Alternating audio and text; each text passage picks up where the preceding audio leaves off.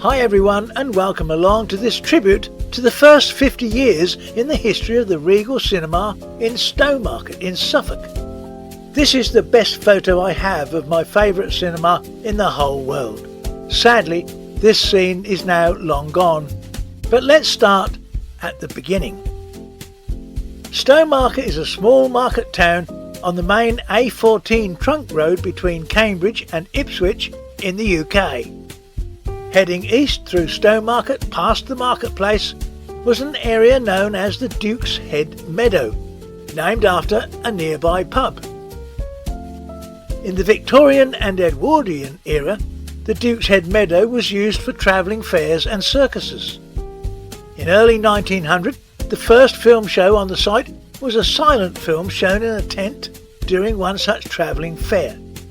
In 1902, a film of Queen Victoria's funeral was shown there, and admission, well, that was just a penny. In 1930, the land was raised slightly and a public car park was created on the meadow. In early 1935, East Anglian cinema entrepreneur Victor Harrison of Norwich-based VEH Cinemas Limited submitted plans to build his most splendid cinema yet on the eastern end of the Duke's Head Meadows site. It was to be one of the most ambitious of his own purpose-built cinemas, designed in the Art Deco style. The lighting features and interior plasterwork being executed by celebrated cinema interior specialists Mollo and Egan. The architect was J. Owen Bond of Norwich, designer of several cinemas for VEH as well as the larger circuits. The builder of the cinema was Thomas Gill and Son, also of Norwich. The structure included provision to enable the construction of a balcony at a later date if it was required, but that never happened. The original capacity was 566 seats. It was equipped with the latest projection equipment, the British Thomson Houston Super Mark I. It had a 22-foot proscenium.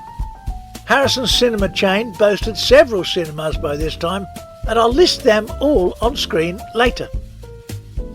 The Regal opened with First a Girl, starring Jessie Matthews, on March the 9th, 1936. Admission prices were 2 shillings, 1 and 6 and 1 and 3. Continuous performances from 5:30 subsequently changed to twice nightly, with showings at 6 p.m. and 8:30. I've managed to find a rather nice clip from First a Girl, so I'll hand over now to Jessie Matthews and the crew. First a Girl.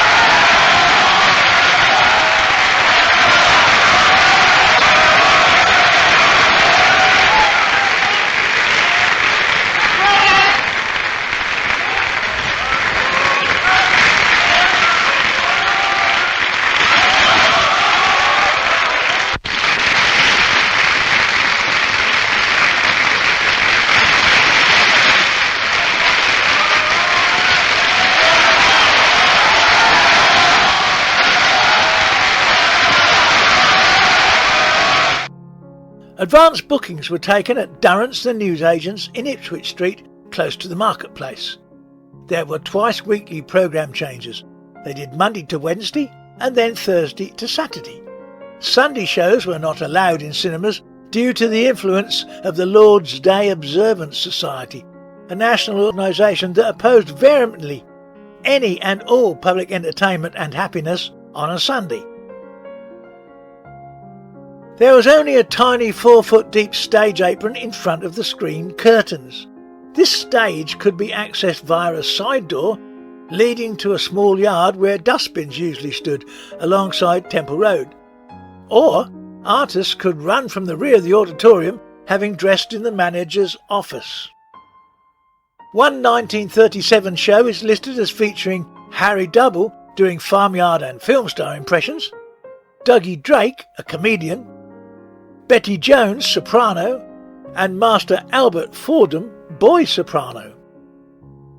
Stowmarket's location meant that the newsreels shown were about 3 weeks old, and as an independent cinema it was barred from showing new films until the main circuit cinemas in Ipswich, the Ritz, later the ABC, and the Odeon had finished their booking, anything up to 6 months. That barring system was relaxed in 1973. Well, as a matter of fact, it was completely removed. This picture, taken in the Regal foyer in 1939, shows the original manager, George Moll, commissionaire, Mr. Barber, plus 2 other lady usherettes, 2 projectionists and an under-manager. If you can identify anyone, please put it in the comments below. The man in the swish suit leaning on the kiosk is Victor Harrison. Early in 1940, the local civic authorities finally allowed the showing of a one-off film on a Sunday for wartime charities. My Little Chickadee, starring Mae West, was shown and it was filled to capacity.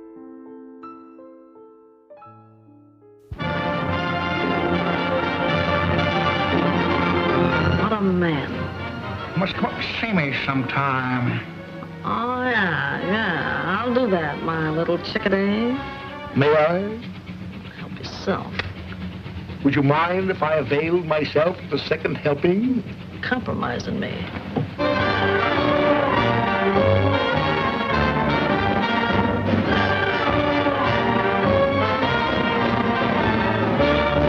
Flower Bell Lee, are you trying to show contempt for this court? No, I'm doing my best to hide it. Unhand me, you spirited beaver! Have you any last wish? Yes, I'd like to see Paris before I die. Philadelphia will do. And any time you got nothing to do and lots of time to do it, why, come on.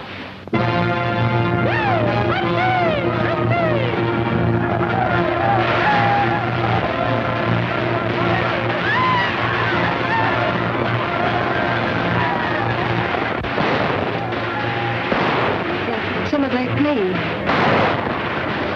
Savages they are.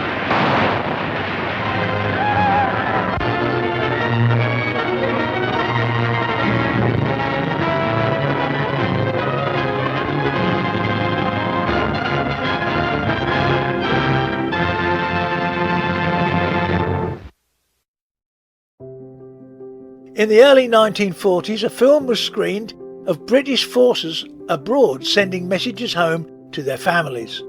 Ron Carey, a Royal Marine commando, came on screen sending his love to his wife Nancy, who was an usherette in the Regal. Surprise indeed. In 1941, Stowmarket was receiving nightly air raid warnings. Films were interrupted and the audience informed, but it was rare for anyone to actually leave the cinema. After the German bombing of the Congregational Church further down towards the marketplace in January 1941, the congregation was given permission to worship in the Regal temporarily. Next to the church that was bombed, the Palladium Cinema, also featured on this channel, escaped unscathed, not a scratch. April 1954, and Victor Harrison wanted to open on Sundays, which according to some caused an uproar in the town. He claimed that the law allowed for public ballot so the elector could vote on it. The second vote found in favour and Sunday openings started on the 1st of May 1955. At some point in the 1950s, CinemaScope was installed. The original design of the proscenium meant that the top masking had to be dropped a foot for CinemaScope films, but nobody noticed as it was always executed with screen curtains closed. The masking was hand operated from beside the screen, and one of the projectionists had to walk through the auditorium to do it. And that was the case right up until the 1990s. Approximately at this time, it is thought that the front row or two of the central block of seats were removed due to patrons feeling seasick during the film The Cruel Sea. The seating was reduced to approximately 525.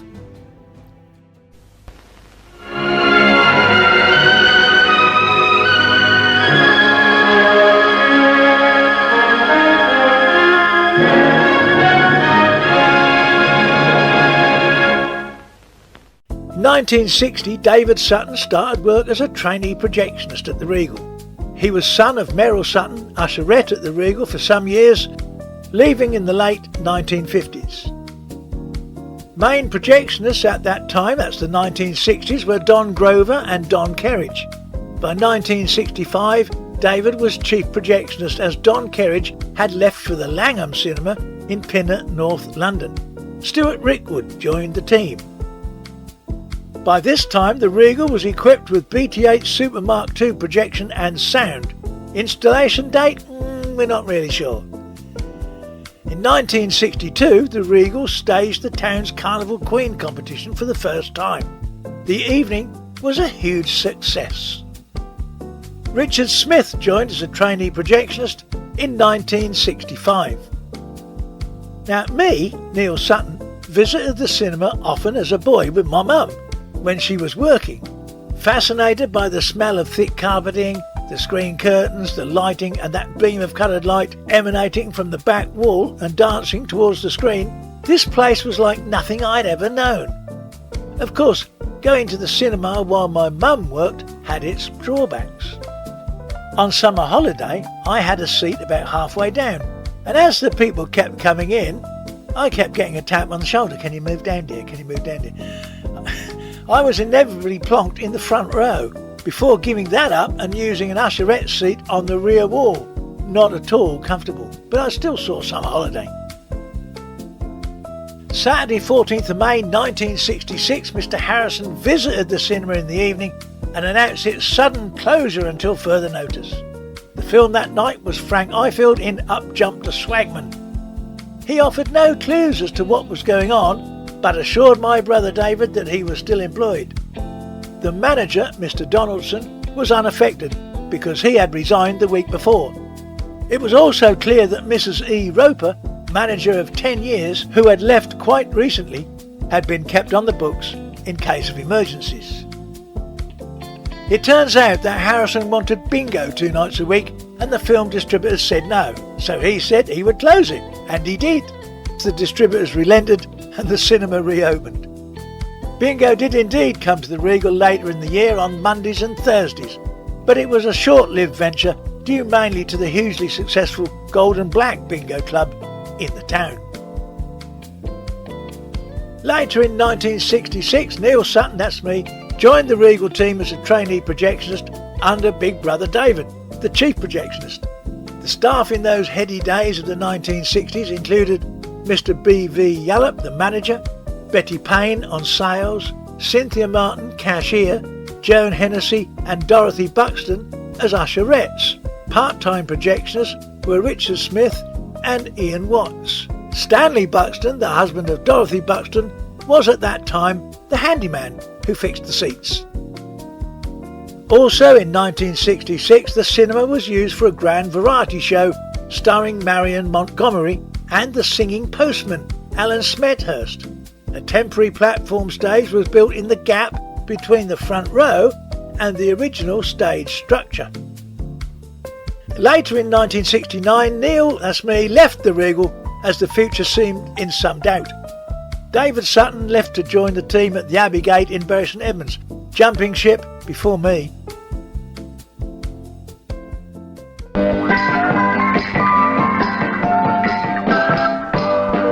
freshen up, freshen up, freshen up, freshen up, cool it, taste it, it's cool it, taste it time now.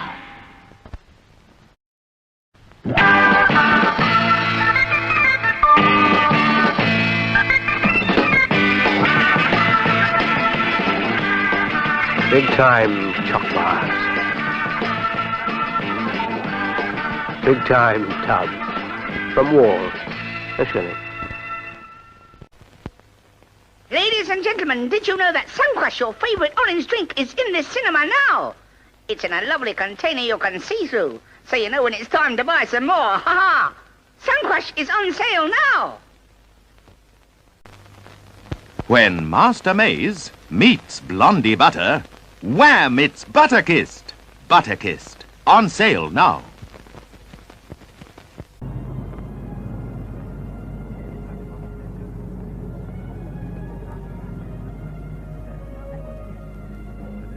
Yes? I want an electric cooker. Quite right. They're cleaner and very attractive. This one has all the automatic timing devices. You know you have beautiful eyes. I think you ought to know I'm married. Does it have a self-cleaning oven? Of course. These hands were never meant to scrub out ovens. And I want those new dual-circuit rings. How very wise you are. They save energy and money. I think I love you.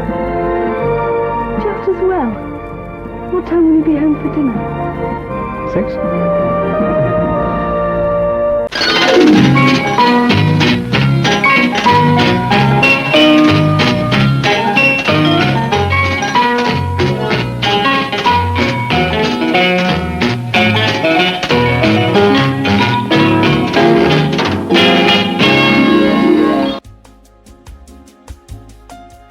In 1972, Victor Harrison was looking to retire and sell his remaining 3 cinemas at Stowmarket, North Walsham and Cromer, all Regals.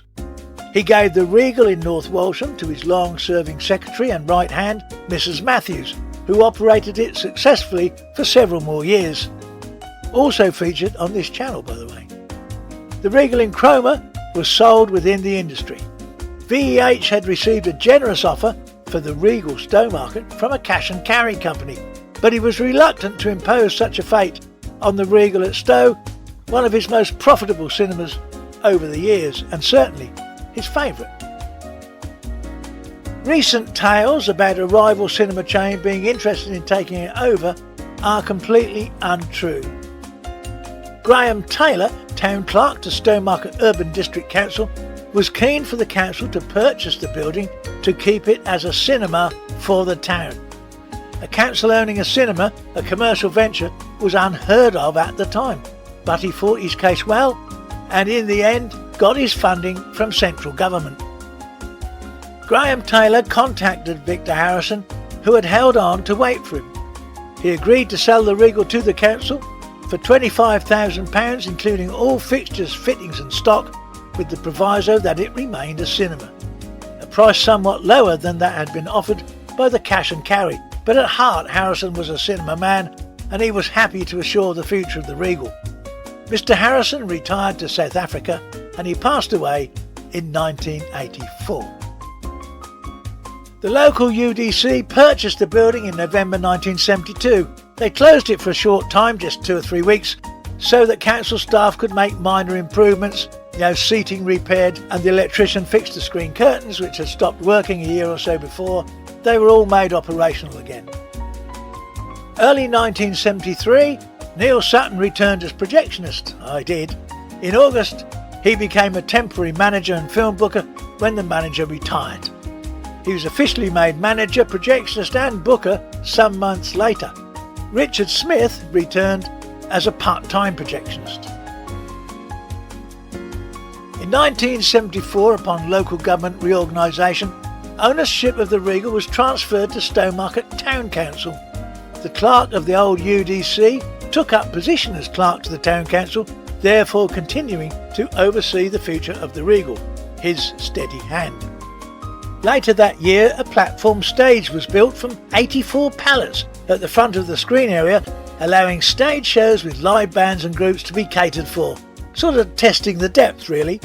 Seating was reduced to 351, which still left it possible to attract fairly big name acts to the Regal. Some national artists appeared on that simple stage, such as national TV show Button Moon and the hugely popular Terry Hall and Lenny the Lion.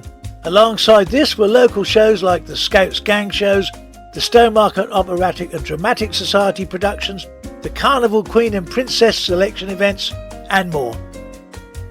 The Saturday Club, started by Mr. Yallop, was enlivened and developed with a disco live on stage by Neil, with a crackerjack type fun section with riotous games. It was regularly filled to capacity. Hundreds of children joined the club and got a card on their birthday with free admission to the following Saturday. The Saturday Club Christmas Party was later created to be held at the Pine Mine Ballroom opposite the theatre on the last Saturday before Christmas. Tickets were always sold out way in advance, and of course there was the usual disco with fun and games, as well as a visit from Santa with a gift for everybody. Fond memories still pervade of those heady days of riotous fun and great films at the Saturday Club. I wonder how many remember the popular serial The Boy with Two Heads. Well, here's a little reminder clip.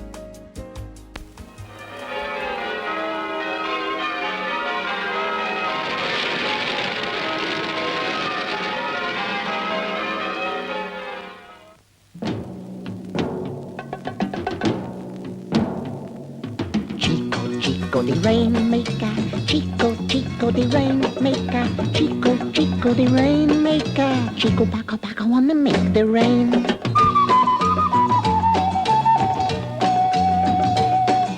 Chico, I'm such a little fella. When I'm around, you better get your umbrella. As I start to sway, olé, olé, and my eyes go flash, the heavens open wide with a mighty crash.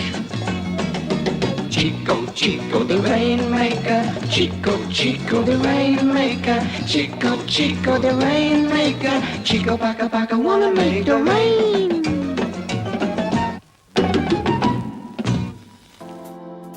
In 1974, the auditorium was redecorated in a dark brown with all the infill panels in a subtle green.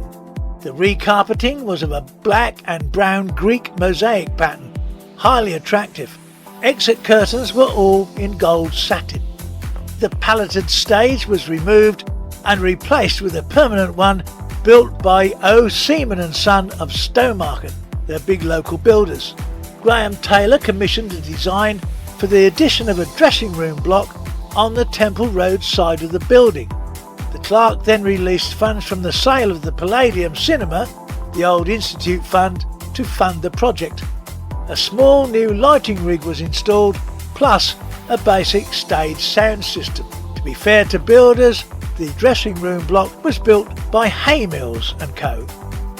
Those glorious 70s were filled with enormously popular films like The Poseidon Adventure, The Towering Inferno, Star Wars, Saturday Night Fever, Grease, not to mention a Disney re-release of Snow White and the Seven Dwarfs, where the Regal really did need elastic walls. At the height of their fame, we managed to grab the Wurzels to appear on stage for 2 shows one Sunday. They sold out both shows in just a few hours, a total of 700 seats.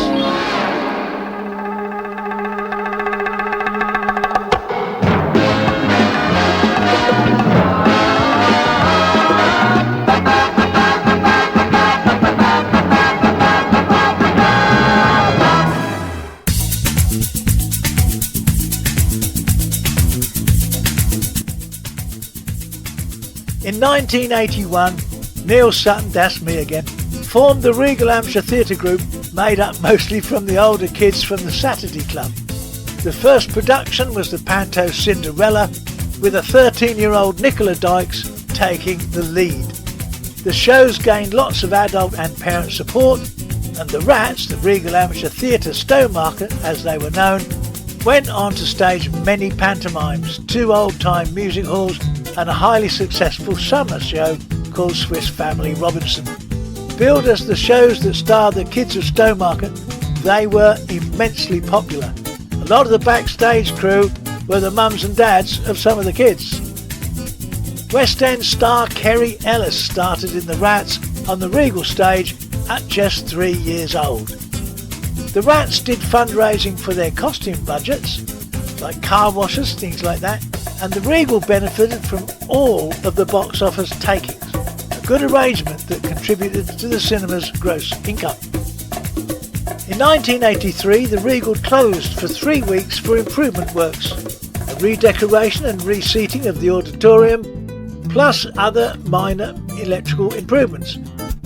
The Rats, the Regal Amateur Theatre Group, adults and some teenagers redecorated all the sidewall infill panels and proscenium louvres, replacing the green emulsion with a much warmer mid-orange repaint. The reopening film was, on date, on release, Return of the Jedi, and expectations were high. In the middle of the work, 6 days from reopening, and unfortunately the outdoor swimming pool, also owned by the council, closed suddenly due to a water filtration fault. The town clerk rushed to the cinema to see if we could open early. We had the film ready to go, but the cinema had no seats in it. The fire officer agreed that for a couple of days we could put up to 100 ordinary chairs and cushions in the building. We borrowed them from the leisure centre and reopened the next day. Over the course of the next couple of days, the new seats were obviously installed. Now, during that closure, Neil was outside the front of the cinema, whetting the appetite of the public on a sunny Saturday, with a trailer playing on a big screen for Return of the Jedi. He was approached by screenplay writer Michael Armstrong. Impressed by the cinema, he asked if the Regal would be interested in staging the premiere of his new film, The House of the Long Shadows, a horror film starring Peter Cushing, Vincent Price, John Carradine and Christopher Lee. This was duly arranged with Graham Taylor, the town clerk, and the premiere took place at the Regal with actor Peter Cushing in attendance. The presentation followed a gala reception for Peter Cushing at the Pine Mine Ballroom opposite the theatre. It was bedecked in House of Long Shadows publicity, and even the floor was covered in leaves, the table had twigs all over them, and it looked really effective. A fabulous full meat buffet was laid on by the chef, when suddenly Peter Cushing announced quietly that he was vegetarian. The chef, Ted Mascal, disappeared to his kitchen, returning shortly after with a fine vegetarian platter for an overwhelmed and very happy Mr. Cushing. Peter Cushing was a gentleman with no airs and graces. It was a joy to be in his company. The town council's website, at one point anyway, seemed to suggest that all 4 stars attended the premiere, but this is incorrect. Vincent Price, John Carradine and Christopher Lee definitely did not attend. In 1984, Graham Taylor left the role of town clerk for Stowmarket Town Council. It was the end of an era. In April 1985, in a move that later turned out to be ill-advised, the town council drew up plans to change the Regal from a highly successful cinema and theatre into an upmarket arts theatre. Their stated aim was to encourage the arts rather than popularism. The Regal closed down suddenly in April 1985 and all staff lost their jobs. The first all the staff knew about it was when they got their pay packets with a brown envelope attached. Headlines in the local press declared "Bombshell for Regal" as the news sunk in locally. Many townsfolk were not happy, but the council ploughed on. They constructed a bar at the rear of the auditorium, thus removing another 150 seats, lessening the ability to obtain quality live shows with bigger names. The town council declared a policy change for the venue to concentrate on live performance with occasional films. The post of manager was advertised in the stage newspaper. The Rats Theatre Group moved house and put on shows at Stowmarket High School, but sadly disbanded after one hugely successful show there, Cinderella. stating that without the atmosphere of the old Regal, the magic had gone. They did go on to win a talent contest at the Regal, incognito of course, with a dance troupe simply called the Whiz Kids. Once they won the first prize, they openly declared, "We are the Regal Amateur Theatre." Neil Sutton later opened his own cinema called Movieland in the Corn Exchange in Stowmarket. In 2020, the Town Council embarked on what was, in my humble opinion, the biggest act of unintentional vandalism on a beautiful 1930s Art Deco cinema. It involved a £3.6 million reimagining of the entire building. The plan and the layout, though, was seriously flawed, as it paid scant regard to the original structure by removing or covering up most, if not all, of the Art Deco features, and left the main auditorium severely reduced in area and therefore insufficient seats for stage shows of any real calibre or names. But the main auditorium could have remained virtually intact as it was pre-1985 with 350 seats. The required other 2 screens that they've now got could have been included within the footprint of the total plan area, including the cafe. But what is done is done. It wasn't an ideal scheme, but there it is. The people seem to love it as it is and have commented that the Regal is now geared for the 21st century, whereas I am apparently the past. Perhaps they are right. I am just remembering the Regal as it was originally. I wish the Regal and the Town Council every success. The only original Art Deco cinema in Suffolk still surviving intact today is the Aldborough Cinema, and that is a shame. When the major reconstruction of the Regal was underway, the Art Deco curved glass and chrome sales kiosk top section was put into an auction for disposal by the council. Fortunately, Fiona Offord, wife of ex-manager Tom Offord, managed to acquire the kiosk at auction for a little over £100. She stored it in her lounge at home, just got it in I think, whilst they advertised it within the industry. The cinema folks at the Palace Cinema in Cinderford contacted her and bought it. They collected it from her home and have lovingly constructed a new base and top section, and it looks fabulous, having been restored to its former glory, or maybe even better. A worthy addition to any cinema boasting a 1930s Art Deco connection. Well done, Fiona Offord and the whole team at the Palace Cinema in Cinderford up there in the Forest of Dean for preserving that unwanted gem. With special thanks to the later manager of the Regal, Mr. Tom Offord, and his wife Fiona, without whose help the wonderful Art Deco ticket and sales kiosk would have been, dare I say it, lost forever.